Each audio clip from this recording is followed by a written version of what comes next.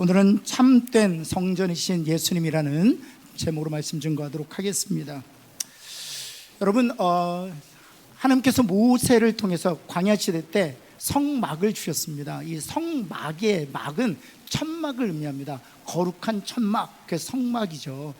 근데 솔로몬 시대에 하나님께서 이 거룩한 천막을 이제 빌딩으로, 전으로 건축해 하셨습니다. 그래서 성막을 그 이후로는 성전으로 우리가 부르게 되는 것이죠. 솔로몬 시대에 지었던 성전은 정말 화려했습니다. 사진으로 잠깐 보여드릴게요. 얼마나 화려했는지. 이것이 바로 솔로몬 시대 때 지었던 성전입니다. 여러분 보실 때 오른쪽에 파란색의 물은 물두멍, 그래서 제사장들이 성소에 들어가기 전에 손을 씻어 정결케 하는 것이었습니다.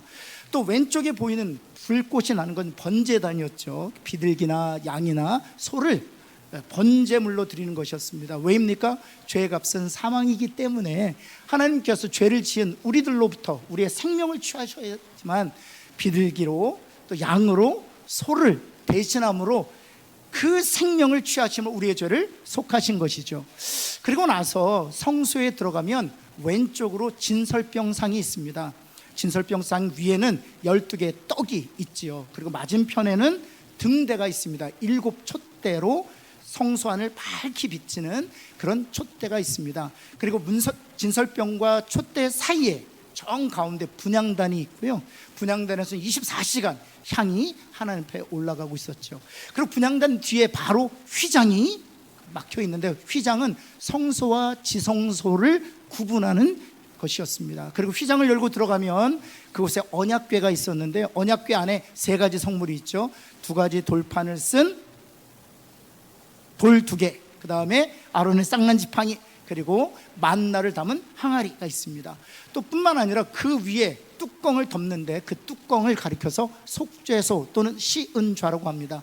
하나님께서 은혜를 베푸시는 자리, 그래서 시은좌 또는 속죄소라고 부르고요. 그 뚜껑 위에는 2 천사가 날개를 활짝 펴고 서로 맞으는 모양으로 서 있습니다. 이것이 바로 솔로몬 시대 때 지었던 아름다운 성전이었습니다. 그리고 나서 오늘 우리가 읽었던 본문은 예수님께서 성전에 들어가서 비둘기도 쫓아내시고 양도 쫓아내시고 또 소도 쫓아내심으로 성전을 정화시켰다, 그 사건인데요. 그 성전은 솔로몬 시대의 성전이 아닙니다. 헤롯 왕이 다시 유대인들의 환심을 사기 위하여 46년 동안은 지었던 성전이에요. 헤롯 왕은 유대인이 아니었습니다. 그래서 유대인들의 마음을 얻기 위해서 유대인들이 좋아하는 성전을 46년을 걸쳐서 짓고 있었던 것이죠. 예수님이 이 성전 정화를 하실 때조차도 성전은 지어지고 있었습니다. 오랫동안 이 성전을 지었던 것이죠. 그럼 제가 솔로몬 성전과 지금 헤롯 대왕이 유대인들의 마음을 얻기 위하여 지은 성전을 좀 비교해 보도록 할게요. 그 다음 사진인데요. 어떤 게 솔로몬 성전일까요? 작은 것이 솔로몬 성전입니다. 솔로몬 성전도 정말 화려했습니다. 그 당시의 건축물로서는 웅장한 건물이었어요. 그런데 헤롯이 유대인의 마음을 얻기 위해 46년간 지었던 성전에 비하면 5분의 1이 지나지 않아요. 그만큼 예수님 당시의 성전은 가장 크고 가장 화려했던 성전 중에 하나였습니다. 또 뿐만 아니라 이 헤롯 성전에는 솔로몬 성전이 가지고 있지 아니한 뜰을 가지고 있었습니다. 그 다음 사진 보시면은요, 무슨 뜰이 있어요? 이방인의 뜰이 있어요. 이방인들도 성전에 나올 수 있도록 헤롯 왕이 이방인의 뜰을 양편에 두었습니다. 가운데 건물이 헤롯 46년간 지었던 성전이고요. 그리고 양편으로 이방인의 뜰이 있습니다. 근데 이방인의 뜰이라고 써 있는 그 마당과 성전 사이에 하얀 줄이 이렇게 거 있죠. 양쪽으로. 그것이 벽이에요. 1m 50 정도의 높이의 벽. 그래서 저도 그 너머에 성전을 볼 수 있어요. 1m 50만 되면 성전을 다 볼 수 있습니다. 물론 더 작아도 성전은 훨씬 더 크기 때문에 볼 수 있습니다. 그러나 이방인들은 저 벽을 넘을 수 있을까요, 없을까요? 절대로 못 넘습니다. 넘으면 죽임을 당했습니다. 근데 오늘 예수님께서 성전에 들어가셔서 비둘기, 양, 소 다 쫓아내시고 그것을 파는 상인들도 다 쫓아내셨습니다. 그렇다면 상인들은 비둘기와 양과 소를 어디에서 팔고 있었을까요? 바로 이방인의 뜰에서 팔고 있었습니다. 그래서 주님이 들어가셔서 비둘기 내어 쫓으시고 양도 쫓아내시고 소도 내쫓으시는 성전 청결 사건을 우리가 오늘 본문을 읽었던 것이죠. 이것을 통해서 주님이 우리에게 세 가지를 교훈하고 계시는데요, 하나씩 살펴보면서 함께 은혜를 나누고자 합니다. 첫 번째는 예수님은 우리의 죄를 사하시고 우리를 의롭게 하셨다는 것을 오늘 이 사건을 통해서 우리에게 말씀해 주고 계십니다. 여기에 단어를 하나 좀 더 첨언하고 싶은데요, 예수님은 우리의 죄를 완전히 사하시고 우리를 완전히 의롭게 하셨습니다. 부분적으로 하신 것이 아니라 온전히 사하시고 온전히 의롭게 하셨다는 사실입니다. 또 하나의 단어를 덧붙이자면 예수님은 우리의 죄를 영원히 사하시고 우리를 영원히 의롭게 하셨다는 사실이에요. 이것을 믿는 저와 여러분 되기를 예수님은 축원합니다. 오늘 본문을 보시면은요, 요한복음 2장 15절에서 주님께서 성전에 들어가셔서 하신 일이 기록되어 있습니다. 이미 서두에도 말씀드렸지만 양도 쫓아내시고요, 소도 쫓아내셨어요. 여러분, 상인들을 쫓아내셨다라고 생각하는데 그렇지 않습니다. 물론 상인들을 쫓아내셨지만 주님이 성전을 청결하실 때 중요하게 여긴 것은 무엇을 쫓아내셨다는 거예요? 양이나 소를 성전에서 쫓아내셨다는 것입니다. 더 나아가서 16절에는 비둘기도 쫓아내셨습니다. 여러분, 비둘기와 양과 소는 어떤 일에 소용되는 것이었습니까? 그렇습니다. 우리는 죄인이어서 죄의 값을 우리의 생명으로 치루었지만 하나님께서 모세 율법을 통해서 너희의 생명을 취하는 대신 동물의 생명을 취하시겠다는 것입니다. 그래서 비둘기, 양, 소를 드리도록 하셨습니다. 이유는 경제적 능력 때문이었어요. 여러분, 어느 누군가는 비둘기를 드리고요, 조금 더 경제적으로 여유가 있으면 양을 드리고요, 더 넉넉하면 소를 드릴 수 있는 것이죠. 그래서 동물의 생명을 취하심으로 우리의 죄를 속하시는 것이 바로 구약에 주셨던 제사 제도였습니다. 그런데 주님은 그 비둘기도 쫓아내시고 양도 쫓아내시고 소도 쫓아내셨다는 것입니다. 왜 그럴까요? 히브리서 10장 4절에 그 이유가 기록되어 있습니다. 볼까요? 같이 한번 읽습니다. 시작. 이는 황소와 염소의 피가 능히 죄를, 그렇죠, 이 황소와 또는 양과 염소와 비둘기의 피로는 죄가 속할 수 있다 없다? 속할 수 없다는 것입니다. 그래서 비둘기와 양과 소를 내어 쫓으셨다는 것입니다. 다시 말해서 예수님께서 오셨기 때문에 동물 제사는 끝이 났다는 것입니다. 비둘기나 양이나 소가 심볼라이즈하는, 상징하는 실체이신 예수님께서 오셨기 때문에 쫓아내신 것이죠. 그리고 나서 주님께서 유대인들의 입장에서는 도저히 이해가 되지 아니한 그런 말씀을 이렇게 하세요. 2장 19절 말씀 한번 볼까요? 예수께서 대답하여 이르시되 너희가 이 성전을 헐라 내가 며칠 만에 다시 일으키리라. 사흘 만에 다시 이 성전을 헐라. 그럼 내가 사흘 동안에 일으키시겠다는 것이었습니다. 여러분, 그렇다면 주님이 말씀하셨던 성전은 무엇을 의미하는 것일까요? 21절에 한번 볼까요? 21절에 보면 성전된 자신의 육체를 가리켜 하신 말씀이다 라고 말씀하셨습니다.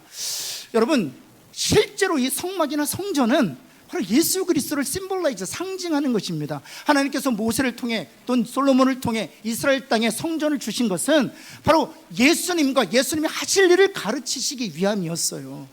여러분, 성소에 들어가면 좌편에 뭐가 있다고 했어요? 진설병 상이 있습니다. 떡 12개가 있죠. 이 떡은 무엇을 예표하는 것입니까? 생명의 떡으로 오신 예수 그리스도를 예표하는 것이죠. 맞은편에 있는 등대는 무엇을 예표하는 것입니까? 빛으로 오신 예수 그리스도를 예표하는 것이죠. 정 가운데 있는 분향단은 무엇을 예표하는 것입니까? 중보 기도자이신 예수 그리스도를 예표하는 것이죠. 또 성소와 지성소를 구분하는 휘장은 무엇을 가르치는 것입니까? 예수님의 육체를 가르치는 것이죠. 언약궤의 세 성물 다 마찬가지로 말씀으로 오신 예수 그리스도, 부활의 예수 그리스도, 더 나아가서 생명의 떡으로 오신 예수 그리스도를 예표하는 것이 바로 언약궤였습니다. 따라서 성전이나 성막은 예수님과 예수님께서 하실 일을 가르치기 위하여 허락하신 것입니다. 그래서 이제 실체이신 예수님께서 오셨기 때문에 그림자였던 양이나 비둘기나 소의 제사는 더 이상 필요가 없게 된 것이죠. 여러분, 그래서 2장 19절을 보면 주님께서 이렇게 말씀하신 것입니다. 이 성전은 예수님의 육체예요. 그런데 자신의 육체를 헐라, 그러면 일으키리라 이렇게 말씀하셨어요. 그럼 성전된 자신의 육체를 허는 것은 무엇을 의미하며 일으키는 것은 무엇을 의미하는 것입니까? 바로 22절에 제자들의 깨달음을 이렇게 기록하고 있죠. 22절, 죽은 자 가운데서 살아나신 후에야 비로소 제자들이 주님이 하신 말씀을 이해하게 되었더라, 깨닫게 되었더라, 더 나아가서 믿게 되었더라 하는 것입니다. 그 전까지는 주님이 하신 말씀을 이해할 수가 없었어요. 이 46년이나 지었던 이 성전을 헐면 3일 만에 일으키신다고 주님의 말씀을 제자들조차도 이해하지 못했어요. 그러나 주님이 죽으시고 다시 부활하신 이후에 이 성전은 바로 예수 그리스도를 가르치는 것이요, 성전을 헐라 말씀하신 것은 예수님 당신의 죽으심을 가르치는 것이며, 성전을 다시 3일 만에 일으키시겠다고 말씀하셨던 것은 성전 되신 주님이 다시 부활하신다는 것을 말씀하시는구나 라는 것을 깨닫게 되었다는 것입니다. 그렇다면 예수님의 죽음과 부활은 무엇을 의미하는 것일까요? 여러분, 로마서 4장 25절 말씀 볼까요? 이건 같이 한번 읽겠습니다. 시작. 예수는 우리가 범죄한 것 때문에 내 주민이 되고 또한 우리를 의롭다 하시기 위하여 살아나셨네요. 무엇을 말씀하고 있는 것입니까? 그렇죠. 예수님께서 자신의 생명을 내어주신 것은 무엇 때문이라고요? 우리의 범죄한 때문이라. 죄의 값은 사망이기에 우리는 그 값을 우리의 생명으로 지불해야만 했었어요. 그러나 주님이 자신의 생명을 내어주심으로 말미암아 우리의 죄를 속하셨다는 것입니다. 더 나아가서 주님이 다시 살아나심으로 말미암아 누구든지 그리스도 안에 있는 자들은 새 사람 새 피조물이 되게 하셨다는 것입니다. 그것이 죽으심과 부활의 참된 의미인 것이죠. 에베소 1장 7절은 예수님의 죽으심에 대하여 이렇게 설명하고 있습니다. 같이 한번 읽을까요? 시작. 우리는 그리스도 안에서 그의 은혜의 풍성함을 따라 그의 피로 말미암아 속량 곧 죄사함을 받았. 여러분 믿으십니까? 그리스도께서 십자가를 주신 피로 말미암아 우리의 죄가 속량 받았음을 믿는 저와 여러분 되기를 예수님은 축원합니다. 베드로전서 3장 18절은 좀 더 구체적으로 이렇게 설명하고 있어요. 그리스도께서도 단번에 죄를 위하여 죽으사 의인으로서 불의한 자를 대신하셨으니 이는 우리를 누구 앞으로 인도하려 하심이라? 하나님 앞으로 인도하려 하심이라. 하나님 앞으로 우리를 인도하시기 위하여 주님이 의인으로서 불의한 우리를 대신하여 죽으셨다는 사실. 죄는 우리는 하나님 앞에 나아갈 수 없었습니다. 죄를 가지고는 의로운 하나님 앞에 나아갈 수 없었습니다. 그러나 의인으로서 불의한 우리를 대신하여 죽으심으로 말미암아 죄사함을 얻고 의롭게 되어 우리 또한 하나님 앞으로 나아갈 수 있게 되었다는 사실입니다. 히브리서 9장 12절은 주님이 성전을 정하신 이유를 아주 극명하게 설명하고 있어요. 노란색으로 하이라이트 한번 같이 읽겠습니다. 시작. 염소와 송아지의 피로 하지 아니하고 오직 자기의 피로 영원한 속죄를. 그래서 주님이 비둘기도 쫓아내시고 양도 쫓아내시고 소도 쫓아내신 것입니다. 그건 그림자이기 때문에 그렇습니다. 그것이 예표하는 실체신 예수님께서 오셨기에 주님이 오심으로 말미암아 영원한 속죄를 이루셨다는 거예요. 여기서 영원하다는 말이 중요해요. 주님이 피를 단번에 흘리심으로 말미암아 여러분의 과거의 죄, 지금 현재 짓고 있는 죄, 앞으로 주님이 부르실 때까지 우리가 짓게 될 그 모든 죄가 단번에 속죄함을 받았다는 거예요. 여러분, 그 사실에 대하여 히브리서 10장 10절은 이렇게 설명하고 있습니다. 이 뜻을 따라 예수 그리스도의 몸을 단번에 들으심으로 말미암아 우리가 어찌 되었다고요? 거룩하게 되었다. 여러분, 레위기서 보면 하나님께서 이렇게 말씀하죠. 하나님이 거룩하니 너희도 거룩하라 말씀하죠. 우리가 어떻게 하면 거룩할 수 있을까요? 결심하고 또 결정해서 매일매일 하나님의 말씀을 청종하여 살다 보면 거룩해질 수 있을까요? 아니요, 그렇지 않습니다. 우리는 그 말씀 앞에 설 때 우리가 정말 주홍 같은 죄인이라는 사실을 절실히 깨달을 뿐이에요. 우리가 오직 거룩함을 입을 수 있는 유일한 방법이 있다면 주님께서 흘려주신 보혈로 말미암아 가능하게 될 줄을 믿습니다. 그래서 영원한 속죄를 입어 거룩한 자가 되게 하셨다는 거예요. 그 거룩의 효력을 이렇게 설명합니다. 10장 14절 말씀 한 번의 제사로부터 같이 읽겠습니다. 시작. 한 번의 제사로 영원히 온전하게 하셨습니다. 아멘. 여러분, 부분적으로 온전하게 된 것이 아닙니다. 일시적으로 온전하게 된 것도 아닙니다. 영원히 온전하게 되었다고 하는, 이게 온전이라는 단어는 퍼펙트라는 단어를 써요. 옆에 있는 분에게 당신은 퍼펙트합니다 한번 할까요? 그렇게 그렇게 말하면서도 부끄러우시잖아요. 근데 여러분 믿어지세요? 그래서 믿으라고 말씀하시는 거예요.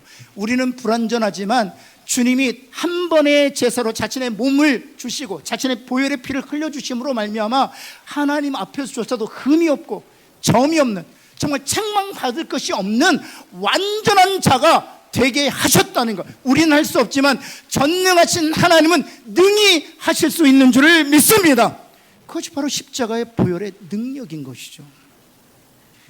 사랑하는 성도 여러분, 우리는 그리스도 안에서 완전한 자가 되었습니다. 그래서 우리가 성찬을 하는 것입니다. 이 성찬은 주님 그렇지요, 내가 어떤 존재인지를 확인하는 자료, 주님의 보혈로 나의 죄가 영원히 사함을 얻었지요, 제가 하나님 앞에서 흠이 없고 책망받을 것이 없고 거룩한 완전한 존재가 되었지요, 주님 감사합니다, 찬양합니다, 내가 주님의 사람으로 살겠습니다, 다시 한번 결단하고 확증하는 자리예요. 그런 은혜가 저와 여러분에게 있기를 예수 그리스도에 다시 한번 축원합니다. 두 번째는요, 성도는 그리스도를 아는 지식에서 자라가야 돼. 한번 따라 볼까요? 그리스도를 아는 지식에서 자라가야 합니다. 옆에 있는 분에 자랍시다 한번 할까요? 자라가야 합니다. 주님께서 말씀하시지 않았습니까? 나중된 자가 어찌 된다고요? 먼저 된다고요. 또 먼저 된 자가요? 왜 그런 일이 일어나게 되는 것입니까? 그리스도를 아는 지식이 멈추면 먼저 되어도 나중 되는 것입니다. 그러나 그리스도를 아는 지식을 자라가면 나중 되어도 먼저 되는 것이죠. 여러분, 예수님께서 요한복음 2장 19절에서 이렇게 말씀하셨죠. 볼까요? 성전을 헐라 내가 사흘 동안에 일으키리라. 이 성전은 예수님의 육체를 허는 것과 일으키는 건 죽으신 것, 부활을 의미하는 것이었습니다. 그러나 율법에 정통했던, 또 성전 중심의 신앙생활을 했던 유대인들은 주님의 말씀을 어떻게 받아들이고 있느냐는 거죠. 한번 20절 말씀 볼까요? 유대인들이 이르되 이 성전은 46년 동안의 지었건을 내가 3일 동안에 일으키겠느냐. 주님이 말씀하셨던 이 성전이 심볼라이즈, 상징하는 실체가 바로 예수 그리스도임에도 불구하고, 허는 것과 일으키는 것이 예수님의 죽으심과 부활임에도 불구하고 그들은 깨닫지 못했어요. 율법을 가지고 있으며도, 성전 중심의 삶을 살았어도 주님의 말씀을 단 한 자도 이해하지 못했습니다. 그래서 주님이 가르치시는 것입니다. 무지한 그들을 향하여 21절에 성전된 자신의 육체를 가리켜 하신 말씀이라 가르쳤어요. 그런데요, 유대인들은 주님이 가르치셨는데도 불구하고 그리스도를 아는 지식에서 단 한 발자국도 전진하지 못합니다. 주님이 재판받으실 때 그 유대인들이 무엇을 가지고 예수님을 고소했는 줄 아세요? 마태복음 26장으로 가볼까요? 이 사람의 말이 내가 하나님의 성전을 헐고 사흘 동안에 지을 수 있다 하더라. 단 하나도 깨닫지 못합니다. 분명히 주님이 말씀하셨어요. 이 성전을 헐고 사흘 만에 내가 다시 일으키리라. 이 성전은 46년 동안 지었던 이 건축물을 말하는 것이 아니라 이 건축물이 정말 예표하고 상징하는 내 육체를 가르쳐 하신 말씀이라 가르치셨지만 그들은 주님의 가르침을 받아들이지 않았어요. 이해하려고 하지 않았어요. 그리고 나서 예수님을 고소하는 재료로 오히려 주님의 말씀을 사용하고 있다는 사실입니다. 여러분, 이건 유대인들만의 문제가 아닙니다. 오늘을 사는 우리 현대인 그리스도인들이에요. 10년, 20년, 30년, 40년, 심지어는 장로님이 되시고 권사님이 되시고 안수입사가 되어도 한 발자국도 자라지 않은 분들을 많이 만납니다. 목사인 저희들도 마찬가지예요. 사랑하는 성도 여러분, 그리스도 안에서 자라시기를 예수 그리스도는 축원합니다. 베드로 한번 보실까요? 마태복음 16장 16절에 보면 베드로가 위대한 고백을 합니다. 주는 그리스도시요 살아계신 하나님의 아들이시니이다. 그때 주님이 칭찬해서 바요나 시몬아, 이것을 네게 안 것은 혈육이 아니라 하늘에 계신 너희 아버지께서 너로 하여금 알게 하신 거죠. 너무나도 칭찬해요. 그리고 나서 주님이 무엇을 가르치신가 하면 주님의 죽으심과 부활을 비로소 가르치십니다. 한번 볼까요? 21절 말씀. 죽임을 당하고 제3일 만에 살아날 것을 제자들에 비로소 가르치셨습니다.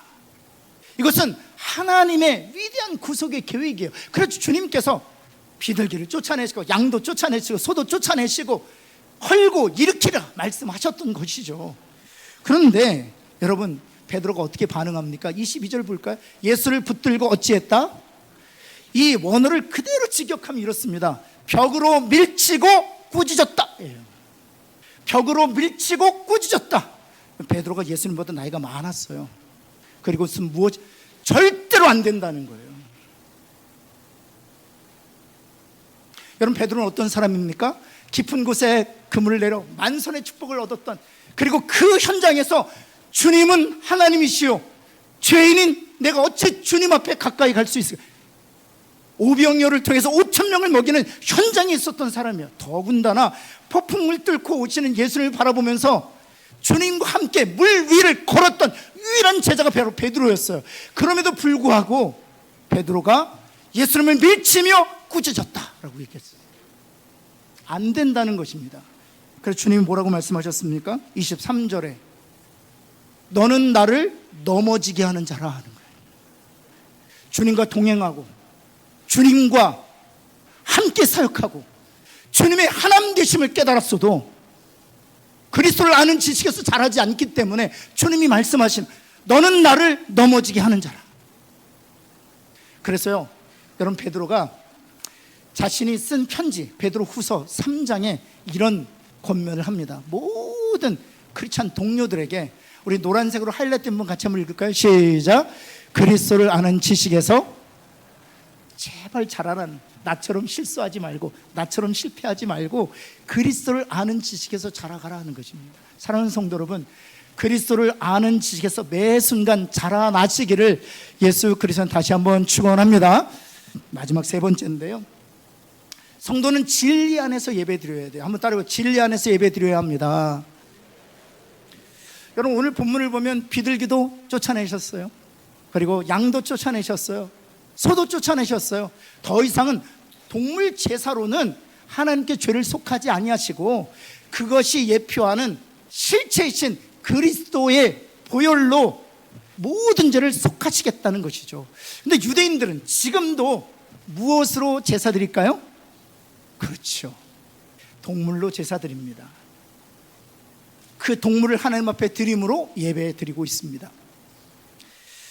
여러분, 그래서 주님께서 진리로 예배 드려야 된다라고 말씀하시는 것입니다. 여러분, 그 당시에 유대인들이 가지고 있었던 이 예배관에 대해서 우리가 간접적으로 살펴볼 수 있는데, 요한복음 4장에 사마리아 여인이 등장해요. 이 사마리아 여인이 예배에 대해서 이렇게 설명합니다. 4장 20절 말씀입니다. 요한복음 4장 20절. 우리 조상들은 이 산에서 예배하였는데 북이스라엘 열지파는 그리심산이라는 곳에 성전을 세우고 거기서 예배를 드렸습니다. 당신의 말, 유대인들은 예루살렘에서 예배를 드렸어요. 북이스라엘 열지파는 그리심산에서 예배 드렸고, 두 지파, 남유다와 베냐민 지파, 남유다는 예루살렘에서 예배를 드렸습니다. 이 사마리아 여인이 생각할 때 이 예배는 장소가 중요한 거예요. 그래서 묻는 것입니다. 그리심산에서 예배 드리는 것이 옳습니까? 아니면 예루살렘에서 예배 드리는 것이 옳습니까? 이렇게 묻습니다. 그때 주님이 이렇게 말씀하시는 것이죠. 여러분, 한번 볼까요? 21절 말씀. 이 산에서도 말고 예루살렘에서도 말고 아버지께 예배할 때가 이를 것인데, 그리고 24절 예배를 어떻게 드려야 될지 말씀해 주고 있는 것입니다. 노란색으로 하이라이트 분 같이 읽을까요? 시작. 이게 무슨 뜻일까요? 진리로 예배할지라. 이건 무슨 뜻일까요? 진리를 깨달은 마음으로, 결코 진리를 벗어나서는 안 된다고 말씀하시는 거예요. 진리에 입각하여 진리 안에서 예배 드려야 돼요. 예배는 반드시 진리 안에 있어야 한다는 것입니다. 여러분, 이것을 보여주는 아주 극명한 사건이 출애굽기 하나 있어요. 제가 일전에 잠깐 말씀드렸는데, 모세가 시내산에서 십계명을 받습니다. 40일이나 걸려요. 나머지 유대인들이 하나님을 예배하고 싶은데 리더인 모세가 없기에 모세의 형이었던 아론에게 요청합니다. 우리를 위하여 신을 만들라.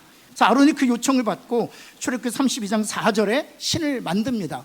아론이 그들의 손에서, 그 예배 드리고자 했던 이스라엘 백성들의 손에서 금고리를 받아서 조각칼로 새겨 무엇을 만들었어요?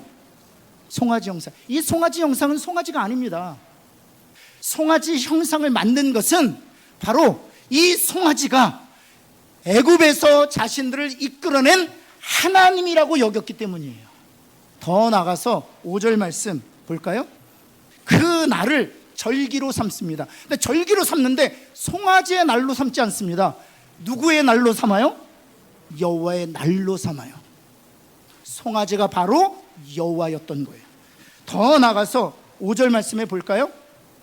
6절 말씀에 보면 번제를 드렸습니다. 번제는 무엇입니까? 우리의 죄를 속하는 제사가 번제입니다. 화목제는 무엇입니까? 원수되었던 우리가 하나님과 화목되었음을 감사드리는 것이 화목제예요. 여호와 하나님께 번제를 드림으로 나의 죄를 속함받고 죄를 속하신 그 하나님과 화목되었음을 감사하는 제사를 드렸다는 것입니다. 누구에게요? 여호와 하나님께. 무엇 만들고? 송아지 형상 만들고. 여러분,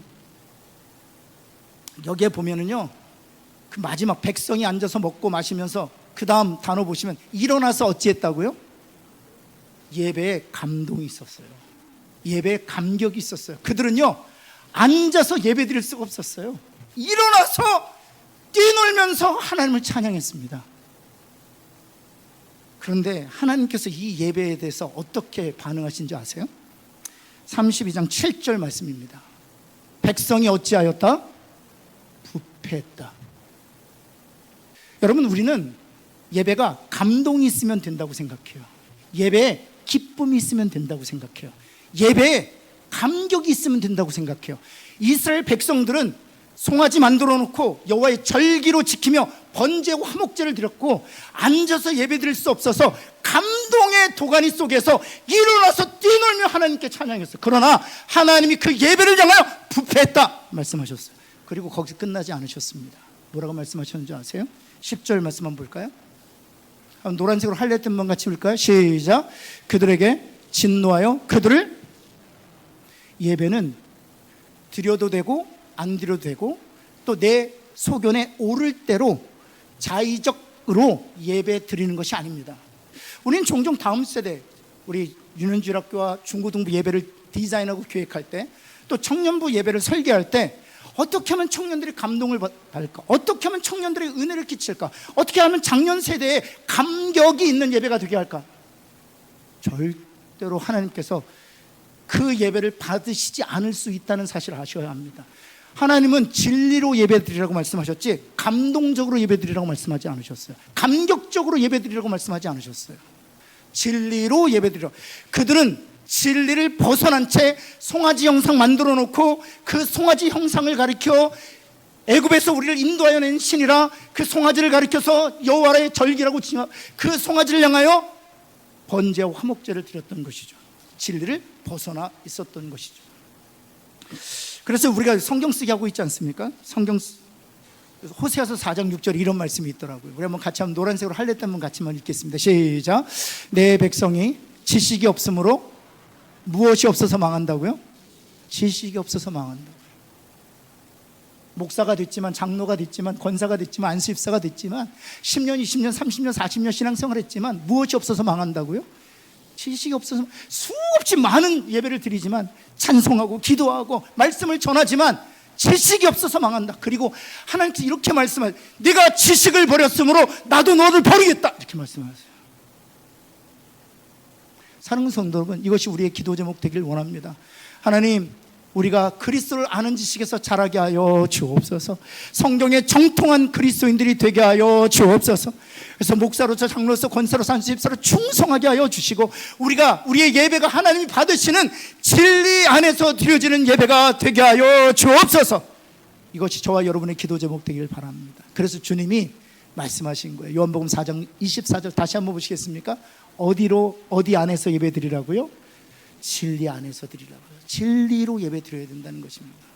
저는 우리 교회가 진리에 입각해서 진리를 깨달은 자들이 예배자로 하나님이 정하신 방식대로 예배 드리는 그런 하나님을 기쁘시게 하는, 그래서 하나님이 주시는 은혜를 누리는 그런 교회, 성도들 되시기를 예수 그리스도의 이름으로 축원합니다.